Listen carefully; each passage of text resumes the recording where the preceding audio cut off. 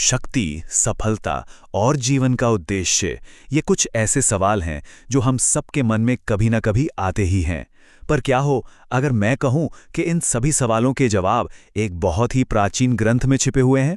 तो चलिए आज इस प्राचीन ज्ञान के खजाने को खोलते हैं और पता लगाते हैं कि असली ताकत और दौलत का सच्चा मतलब आखिर है क्या।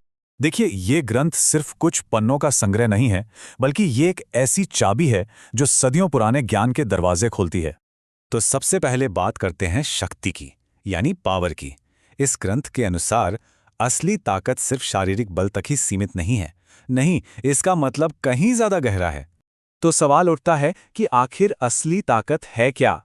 आइए इसका जवाब विदुर नीति में ढूंढते हैं, जो हमें शक्ति के 5 अलग-अलग रूपों के बारे में बताती है। तो देखिए, इस ग्रंथ के हिसाब से बल 5 तरह का होता है। पहला है बाहुबल, यानी हमारी फिजिकल स्ट्रेंथ। दूसरा है अर्थबल, यानी पैसे की ताकत। तीसरा आता है मंत्र बल, मतलब अच्छे सलाहकार, अच्छे दोस्तों का साथ। चौथा है परंपरा बल, जो हमें हमारी संस्कृति और विरासत से मिलता है। और पांचवा, और शायद सबसे जरूरी, प्रज्ञा बल, यानी हमारी बुद्धि और विवेक की शक्ति। लेकिन यहां एक बहुत दिलचस्प बात है कि इन सभी ताकतों के ऊपर एक बल है, और वो है बुद्धि बल। यही वो समझ है जो तय करती है कि बाकी चारों शक्तियों का इस्तेमाल अच्छे काम के लिए होगा या बुरे काम के लिए। असल में बुद्धि ही वो दिशा देती है जो बाकी हर बल को सही मायने में सार्थक बनाती है। तो ठीक है, हमने शक्ति के इन रूपों को तो समझ लिया, पर सवाल अब भी वही है कि इसका असली मकसद क्या है? आखिर ये सारी ताकत किस लिए? यही ग्रंथ हमें इस सवाल के जवाब की तरफ ले जाता है।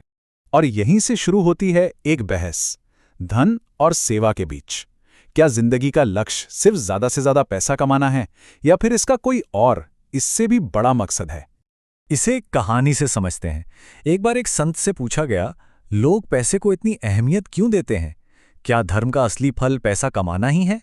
सोचिए, यह सवाल आज भी कितना जरूरी लगता है ना? उस संत का जवाब बहुत ही सीधा और गहरा था। उन्होंने कहा, धर्म का फल धन नहीं है, धर्म का फल तो सेवा है। मतलब एक सही और नेक जीवन जीने का नतीजा दौलत इकट्ठा करना नहीं, बल्कि दूसरों की भलाई करना है, जन कल्याण है। संत ने अपनी बात को और अच्छे से समझाया। आप पैसे से बिस्तर तो खरीद सकते हैं, लेकिन नींद नहीं खरीद सकते। भोजन खरीद सकते हैं, पर भूख नहीं।